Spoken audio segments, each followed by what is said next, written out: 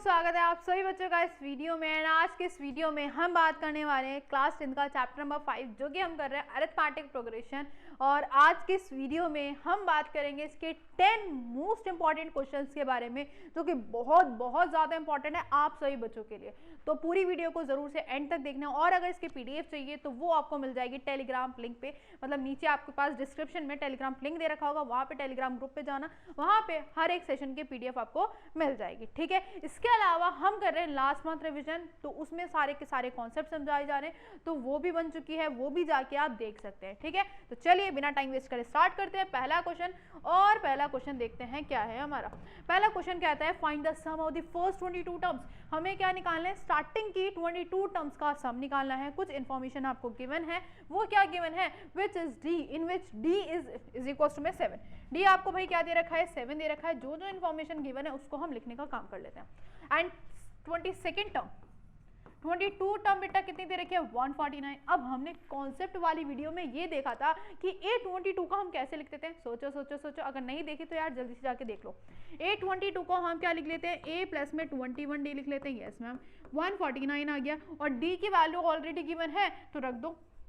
D की value already given है तो यहाँ पे जब रखोगे तो इस तरह से आपके पास कुछ आ जाएगा। तो यहाँ पे जब मल्टीप्लाई करोगे 7 1 जा 7, 7 2 जा 40, प्लस का 147 है, उधर जाके माइनस हो जाएगा। 149 में से क्या माइनस करोगे, 147। ए की वैल्यू बेटा क्या मिल गई है मैम, 2 मिल गई है। क्या मिल गई भाई, 2 मिल गई। ठीक है भाई, बहुत अच्छी बात है, 2 मिल गई। अब निकालना क्या है, निकालना क्या है, ये क्या निकालना है, sum of the first 22 terms आपको फाइंड करना है, मतलब S22 आपको फाइंड करना है। उसके लिए फॉर्मूला ही पता होना चाहिए, तो फॉर्मूला पहले हम फॉर्मूला लिख लेते हैं। n/2 2a प्लस में n-1 d, है ना, यही आपके पास फॉर्मूला होता है। यस मैम, n आपके पास 22 अपॉन में 2 है, a आपके पास कितना है, सोचो, ये रहा 2। ठीक है, तो यहाँ पे 2 लिख दो। n आपके पास कितना है, 22 - 1, d आपके पास 7 है। And solve this value. आ जाओ सॉल्व कर लेते हैं। S22 हम फाइंड करना है, यहाँ से हाथ से काटोगे तो 11 आ जाएगा। ठीक है, 11 आ गया। 2 2 जा 4, 21 में से 22 में से 1 गया तो 21 बचा, इंटू में 7, मल्टीप्लाई करो, ये आ गया 4, ये आ गया 147। ठीक है, ऐड करोगे तो कितना आ जाएगा, ये आ जाएगा 150। ठीक है, एक सेकेंड। ठीक है, यहाँ पे आपके पास मल्टीप्लाई का साइन है तो मल्टीप्लाई लगा लो, ब्रैकेट आ जाएगा, मतलब इस तरह से कुछ, इस तरह से कुछ। यहाँ पे आ गया 151। ठीक है, अब इसको आप करेंगे मल्टीप्लाई और मुझे बताएंगे कमेंट सेक्शन में इसका आंसर कि सम ऑफ द 22 टर्म्स कितना आ रहा है। ठीक है, बस मल्टीप्लाई करनी है और ये हो चुका है आपका क्वेश्चन कंप्लीट। सिंपल सा क्वेश्चन था यार, ए पे बहुत ज़्यादा इजी चैप्टर है, बस आपको कॉन्सेप्ट समझ आना चाहिए, फॉर्मूले समझ आने चाहिए, आराम से इस चैप्टर को बहुत आसानी से आप कर लोगे। ठीक है, चलिए बढ़ते हैं बिना टाइम वेस्ट करे आगे। नेक्स्ट क्वेश्चन है आपका, determine the AP whose third term is 16।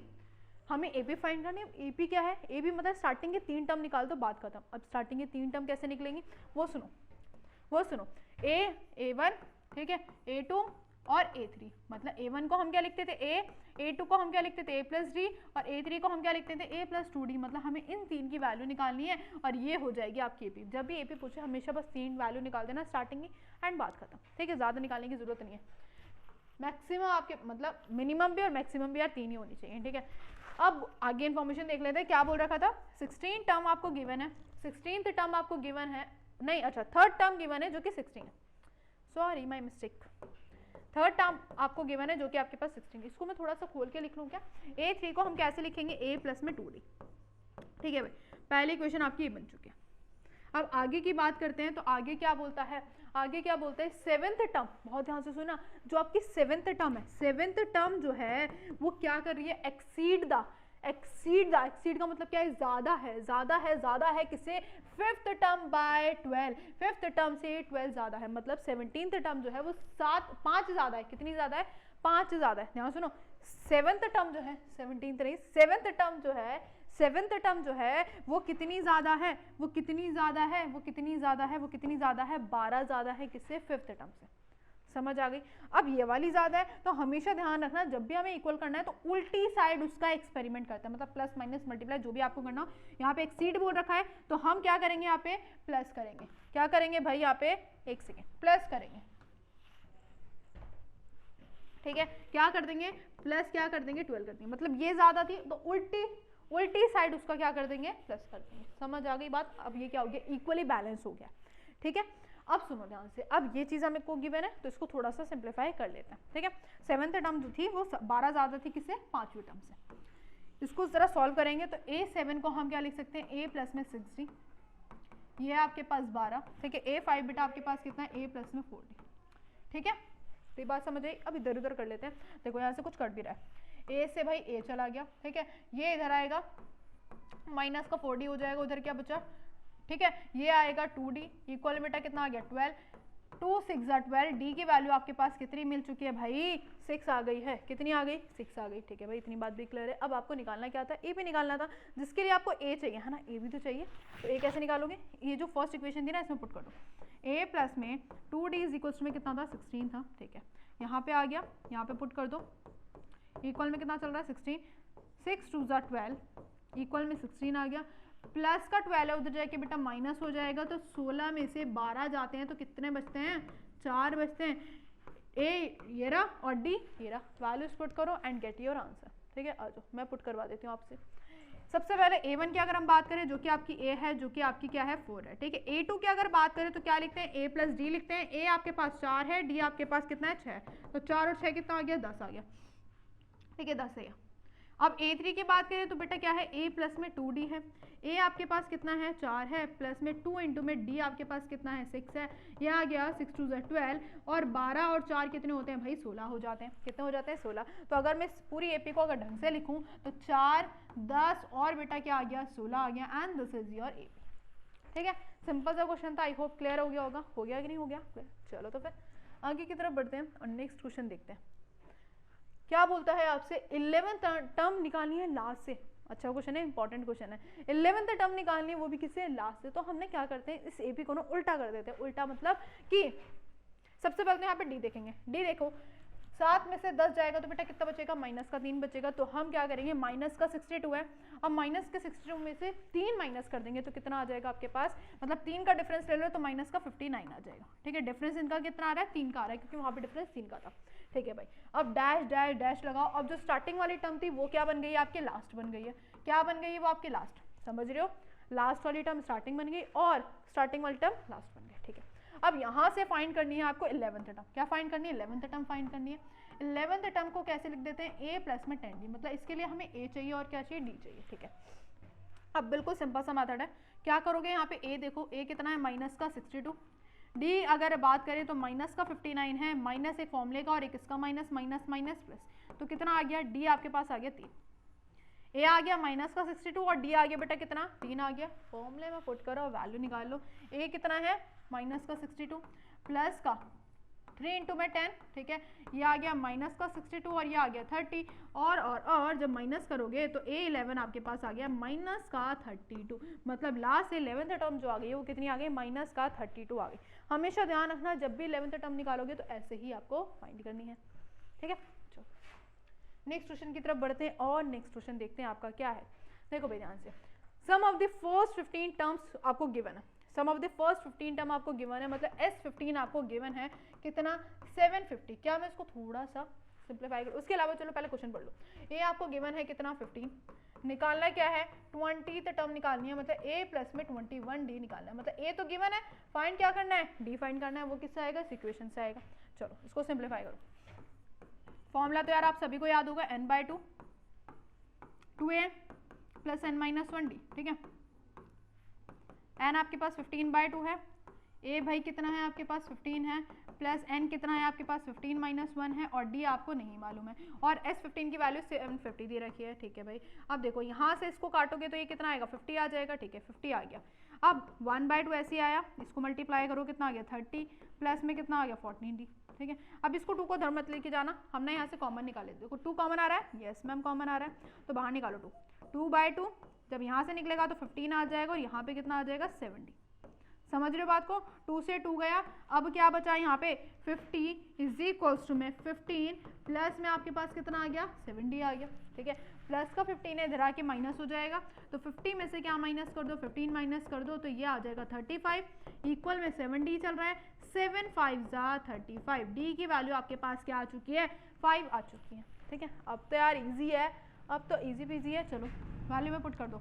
A20 निकालना था, A प्लस में कितना था 21D, ए आपके पास कितना आया है 5 आया है, डी आपके पास कितना आया, डी कितना था आपके पास, अच्छा ए 15 है और डी 5 है, ठीक है यहाँ पे मैं 15 लगा देती हूँ और डी आपके पास कितना है 5 है, ये आ गया 15, ये आ गया 5 और 5 2 जा 10, ठीक है ये 5 और 5 10, 10 और 2 ये आ गया 120। तो A20 जो है बेटा वो कितनी आ गई है 120 आ चुकी है, मतलब 20वीं टर्म जो है वो कितनी आ चुकी है आपकी 120 आ चुकी है। क्लियर हो गई इतनी बात, ठीक है सिंपल सा था। चलो फिर आगे की तरफ बढ़ते हैं और नेक्स्ट क्वेश्चन आपका देखते हैं, यहाँ से उधर पहुंच गया ये। नेक्स्ट क्वेश्चन है आपका, Jaspal Singh रिपेज his total loan. अब जसपाल सिंह एक नाम का बंदा है, उसने एक लोन लिया, ठीक है लोन कितने का लिया 1,18,000 का उसने लोन लिया है। अब उसको ना हर मंथ वो चुकाना है, हर मंथ उसको वो चुकाना है, इंस्टॉलमेंट में वो पे कर रहा है। Starting with the first installment जो थी उसकी कितनी थी 1,000 रुपीज़ की थी, ठीक है भाई 1,000 रुपीज़ की थी। अब हर मंथ मान लेते हैं स्टार्टिंग जो थी वो आपकी 1,000 थी, ठीक है स्टार्टिंग जो इंस्टॉलमेंट थी वो कितनी थी आपकी 1,000 थी, ठीक है 1,000 उसकी इंस्टॉलमेंट थी। अब वो हर महीने ना उसके 100 रुपये बढ़ता जा रहा है हर महीने पहले, ठीक है अब दूसरे मंथ की बात करेंगे तो 1100 हो जाएगी, फिर उससे नेक्स्ट मंथ की बात करेंगे तो 1200 हो जाएगी, फिर उससे नेक्स्ट मंथ की बात करेंगे तो 1300 हो जाएगी। ऐसे ऐसे ऐसे कब तक वो पे करेगा, जब तक उसकी जो पूरी है वो कितनी ना हो जाए 1,18,000 ना हो जाए, ठीक है समझ आ गई बात, ठीक है। अब आगे सुनते हैं क्या पूछ रखा है, बोल रखा है what amount will be paid by him in the 30th installment. उसको 30वीं जो इंस्टॉलमेंट पे करनी है उसमें कितना अमाउंट वो पे करेगा वो सबसे पहले हमको फाइंड करना है। तो चलो आज फाइंड करते हैं, क्या फाइंड करना है यार, क्या फाइंड करना है 30th इंस्टॉलमेंट हमें फाइंड करनी है, मतलब सिंपल सी भाषा में कहें A30 निकालना है, जिसको हम A प्लस में 29D लिख देंगे। समझ आ रही है, ये रियल लाइफ से रिलेटेड चैप्टर है तो इसको बहुत अच्छी तरीके से पढ़ लो, ठीक है बहुत आपकी लाइफ में काम आने वाला है। ये ए बेटा आपके पास कितना है 1,000 है, ठीक है डी आपके पास कितना है इतना, में से इतने माइनस कर देंगे, ठीक है तो आपके पास डी कितना आ गया 100 आ चुका है। ए आ गया डी आ गया, वैल्यू पुट करो और आंसर निकालो। ए आपके पास 1,000 है, प्लस में 29 इंटू में बेटा कितना आ गया 100 आ गया, ठीक है ये आ गया 1,000, ये आ गया 2900, तो ये आ गया 3,900। 3,900 उसको कितनी इंस्टॉलमेंट पे करने पड़ेंगे 30 इंस्टॉलमेंट में उसको इतने पे करने पड़ेंगे। समझ आ गई बात। अब आगे देखो, what amount of the loan will still have to be pay after the 30th installment. मतलब ये कह रहा है कि 30 इंस्टॉलमेंट उसने पे कर दी, ठीक है अब उसके बाद उसको कितना पे करना पड़ेगा। अब यार ये मत करना, ये उसको ये ध्यान से सुन लो, ये जो है ना वो 30th इंस्टॉलमेंट मतलब जो 30वां महीना आएगा ना, एक महीना स्टार्ट करा, ठीक है अब जो 30वां महीना आएगा ना 30वें महीने में उसको इतने पे करने हैं। ये मत करना कि 30वें महीने तक इतने पे करना है, मतलब सम नहीं है ये, 30वें महीने में इतने पे करना है 3,900। अब यहाँ पे बोल रखा है कि 30 महीने के बाद अब उसको कितना अमाउंट पे करना है। तो सबसे पहले हमें ये देखना पड़ेगा कि जो उसकी 30th इंस्टॉलमेंट में उसने कितना अमाउंट पे कर दिया, मतलब उसका सम निकालना पड़ेगा, किसका 30th इंस्टॉलमेंट का उसको सम निकालना पड़ेगा। बहुत ध्यान से सुन लो, ठीक है कंफ्यूज मत हो जाना। तो आपको क्या करना है S30 निकालना पड़ेगा। S30 के लिए फॉर्मूला लगाओगी 30/2 n/2, ठीक है 2a।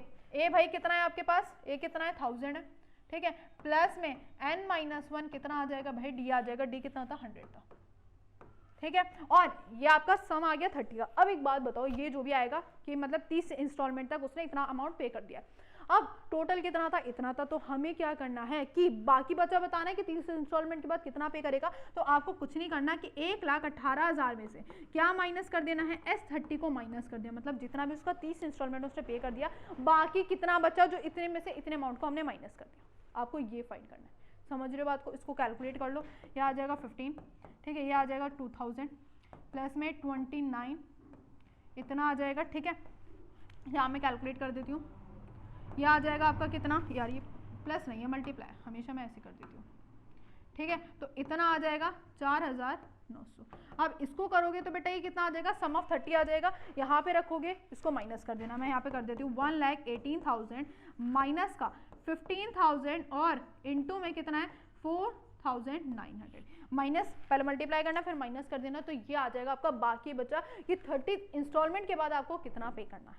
समझ रहे बात को, मैं आपको इसका आंसर भी दिखा देती हूँ, आप खुद से कैलकुलेट करना ना ऐसे। Amount of the loan still paid by Jaspal after 30 installment, तो आपको क्या करना है, जितना भी टोटल लोन होगा और उसमें से किसको माइनस कर देना है कि पेड इन दी 30 इंस्टॉलमेंट, कि उसने 30 इंस्टॉलमेंट में कितना अमाउंट पे कर दिया है टोटल, तो इतना आपके पास इसको सॉल्व करके इतना आ जाएगा, और जो बाकी बचा है वो इतना है 44,500, उसको 30 इंस्टॉलमेंट के बाद पे करना है। समझ गए?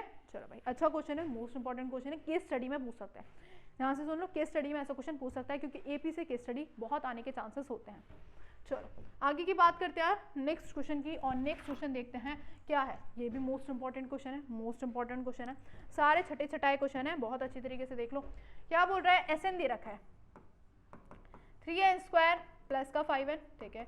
अब बोल रखा है कि ए के कोई टर्म है जिसका 164 वैल्यू है, तो आपको के की वैल्यू बतानी है। अब के की वैल्यू फाइंड करने के लिए आपको क्या होना चाहिए, ए और डी होना चाहिए। ए और डी तो गिवन ही नहीं है, सिर्फ सम गिवन है यहाँ पे, ना एन गिवन, ना ए गिवन, ना डी गिवन, कैसे करोगे? ऐसे केस में ना स्पेशल केस होता है, ऐसे वैल्यूज में हम क्या करते हैं, एक बारी एन की वैल्यू 1 रखो, एक बारी एन की वैल्यू क्या रखो 1 रख दो, और एक बारी एन की वैल्यू बेटा क्या रख दो 2 रख दो, ठीक है। स्पेशल केस होते हैं, इसमें ऐसे करना होता है। S1 है 3 1 का स्क्वायर प्लस 5 इंटू में 1, यह आ गया 5 और 3 8, मतलब S1 जो आया जिसको हम क्या बोल देंगे A1। अब ये क्यों बोलेंगे इसको मैं अभी बताती हूँ। फिर n की वैल्यू 2 रखो, यह आ गया 2 का स्क्वायर प्लस में 5 इंटू में 2, यह आ गया 4 4 3 12 5 2 10, और यह आ गया कितना भाई आपके पास 22 S2, ठीक है। अब ये मत कह देना कि S2 को हम A2 लिख देते हैं, ये गलत है, ठीक है। अब ये क्यों आता है ध्यान सुनो। S1 का मतलब क्या है बेटा, S1 का मतलब है कि सम ऑफ द फर्स्ट टर्म, जो पहली टर्म है उसका सम, ठीक है भाई। S1 जो है वो A1 ही होगा, ठीक है। अब S2 का मतलब क्या है, स्टार्टिंग की 2 टर्म का सम। स्टार्टिंग की 2 टर्म कौन सी होती है, A1 A2, इन दोनों का जो सम है वो क्या है हमारा S2 है, तो हम इसको ऐसे लिख देते हैं कि A1 प्लस में A2, ठीक है। S3 का मतलब क्या है, स्टार्टिंग की 3 टर्म का सम, स्टार्टिंग की 3 टर्म का सम, ठीक है। तो हमने क्या करा, S1 को A1 लिख दिया, S2 को हमने क्या लिख दिया A1 प्लस A2। अब यहाँ से हम फाइंड करेंगे A और D। A तो देखो आ गया, A1 आपका A आ गया। अब D फाइंड करेंगे, D कैसे फाइंड करेंगे वो भी ध्यान से सुनो। यहाँ से हम S2 को पकड़ते हैं, 22 इज इक्वल्स टू में A1 प्लस में बेटा कितना है A2 है, ठीक है, ठीक है। A1 की वैल्यू 8 है, वहाँ पे पुट कर दो, प्लस में A2 है, प्लस का 8 इधर आके माइनस 8 हो जाएगा, 12 में से 8 जाते 4, और ये आ गया A2 बेटा आपके पास कितना आ गया 14 आ गया, कितना आ गया 14 आ चुका है, ठीक है। A2 आएगा ना यहाँ पे, ठीक है। अभी डी भी फाइंड करना है। डी कैसे फाइंड करते हैं, A2 माइनस A1, A2 आपके पास 14 है और ये आपके पास 8 है, ठीक है। तो यहाँ पे हो गए 2 और ये आ गया डी जो आ गया बेटा कितना आ गया 6 आ गया, कितना आ गया 6 आ चुका है, ठीक है 6 आ चुका है। अब देखो 6 से 12, ठीक है 13 14। अब क्या कह रही थी मैं, अब क्या निकालना है, ए के निकालना है। ए के का फॉर्मूला लगाओ, ए प्लस में एन की जगह यहाँ पे के दे रखा है, तो एन की जगह हम क्या पुट कर देते हैं के minus 1 D is equal to में 164 दे रखा है। ए की वैल्यू कितनी आई थी 8, प्लस में के आपको पता नहीं है, डी आपके पास कितना है यार, डी आपके पास है 6, इक्वल में 164 है, प्लस का 8 है उधर कितना हो जाएगा माइनस का। अब करेंगे इसको कैलकुलेट, क्या कर देंगे भाई कैलकुलेट, माइनस का 8 है, ये मल्टीप्लाई में 6 है, नीचे आके बेटा कितना हो जाएगा डिवाइड में हो जाएगा, कितना हो जाएगा डिवाइड में, -1, इसको सॉल्व करके -1 उधर आके बेटा कितना हो जाएगा प्लस में हो जाएगा। इसको आपको कर देना है solve and get your answer, ठीक है। यहाँ से कितना आ जाएगा क्या आ जाएगा, and this is your homework, ठीक है। सारी वैल्यूज मैं सॉल्व नहीं करूँगी, कुछ यार आप भी करो, ठीक है। चलो नेक्स्ट क्वेश्चन है, क्या बोलता है ध्यान सुनो।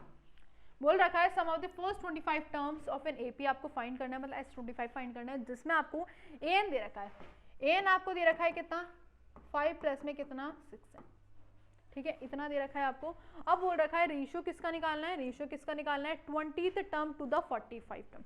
इसके लिए भी यार ए और डी चाहिए, भी स्पेशल केस से कुछ नहीं गिवन है, तो इसके लिए सबसे पहले इनकी वैल्यू आपको क्या पुट करनी पड़ेगी 1 पुट करनी पड़ेगी, 1 पुट कर दो। यहाँ पे आ जाएगा A1 अगर आपको निकालना है तो 5 प्लस में 6 1 जा 6, ठीक है। क्या करा हमने, एक सेकेंड यार, ठीक है।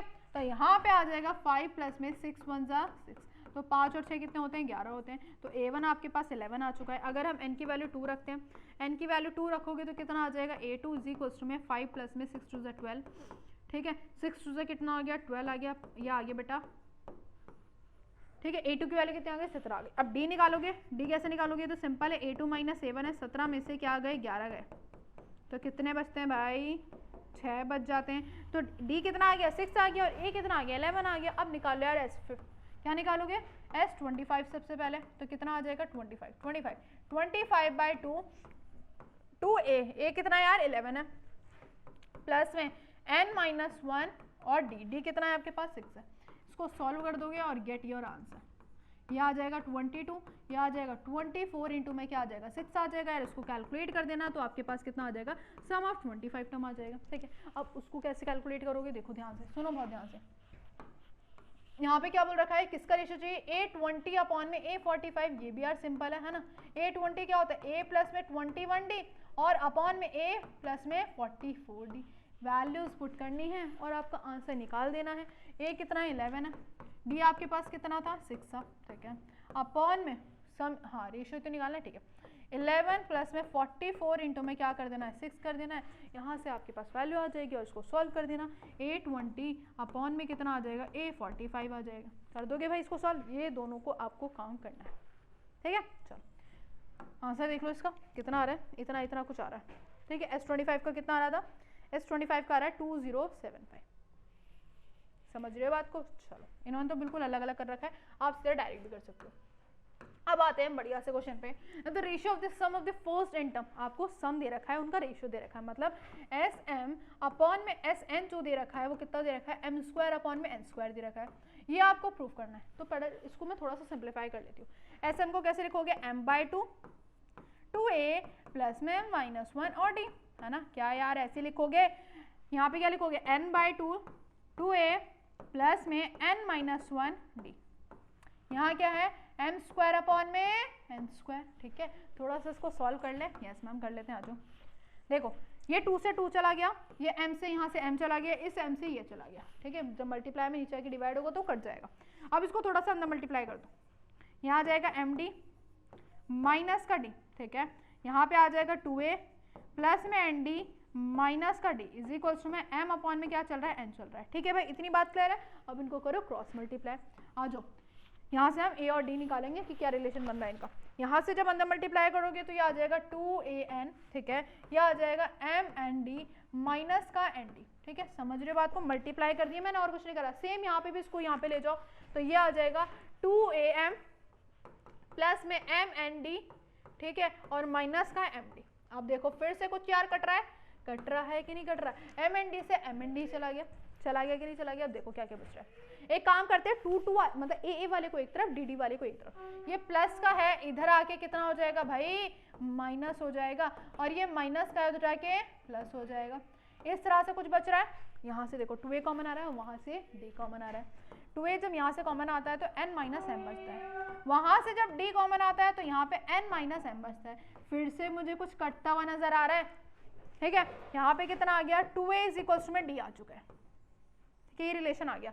अब फाइंड क्या करना है, क्योंकि इससे ज्यादा ही सिंप्लीफाई हो नहीं सकता। तो अब देखते हैं आपको करना क्या है। आपको निकालना है mth टर्म और nth टर्म का ये रेशियो होना चाहिए। तो am अपॉन में क्या लेना है आपको, an लेना है। ठीक है, a प्लस में m माइनस 1 क्या होता है, d होता है, और a प्लस में n माइनस 1 क्या होता है भाई, d हो जाता है।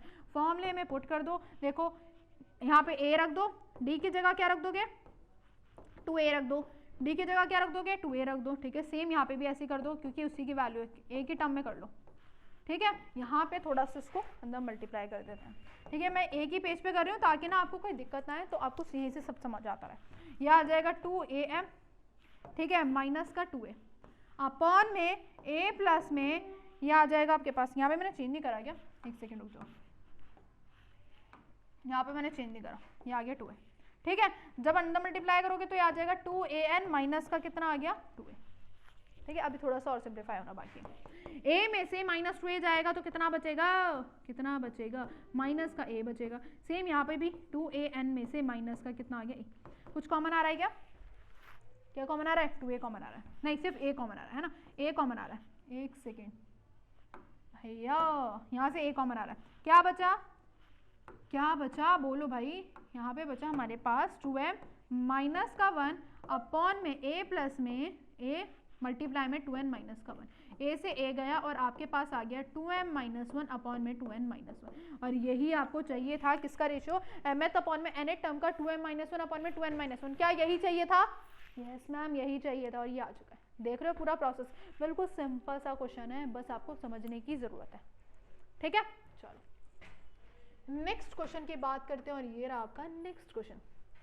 Find the value of the middle term. क्या निकालनी है? मिडल टर्म की वैल्यू निकालनी है। बहुत अच्छा क्वेश्चन है। सबसे पहले हम इसके n निकालते हैं। देखो भाई क्या दे रखा है, माइनस का 6 है, माइनस का 2 है और डैश डैश डैश 58 है। यहाँ से मुझे a बता दो, यस मैम -6 है, d बता दो -2 और फॉर्मूले का माइनस और एक उसका माइनस, तो कितना आ गया 4। an बता दो 58। क्या हम n निकाल सकते हैं? निकाल सकते हैं। an का फॉर्मूला क्या होता है? a प्लस में n माइनस 1 d।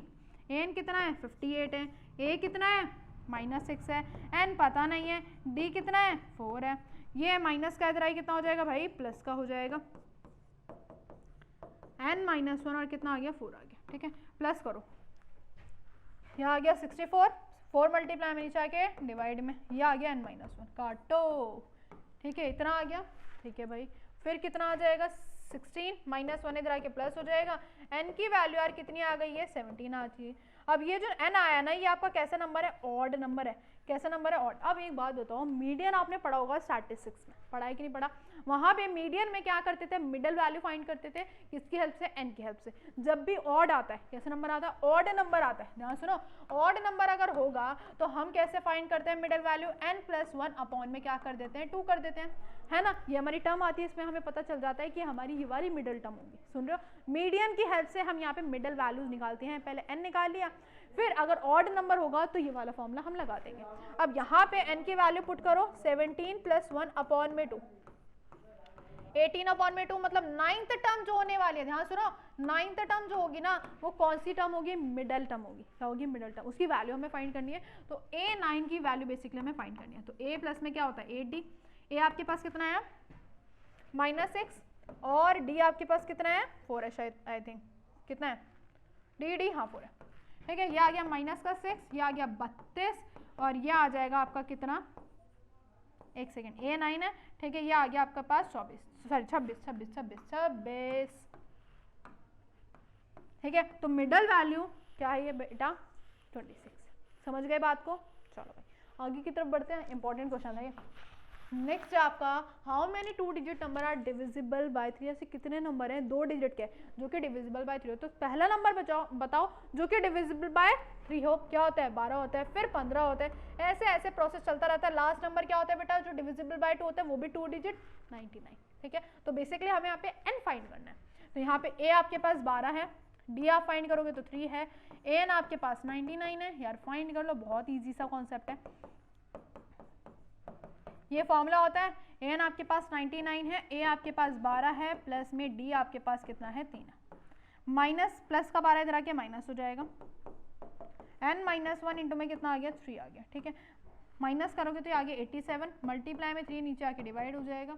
ठीक है, काटो, 3 2 6, ये आगे 29, माइनस का एक इधर आके प्लस हो जाएगा। मतलब आपके पास 30 टर्म ऐसे होंगी जो कि 2 डिजिट वाली 3 से डिविजिबल होंगी, मतलब 3 की मल्टीपल होंगी, हम ऐसे भी कह सकते हैं।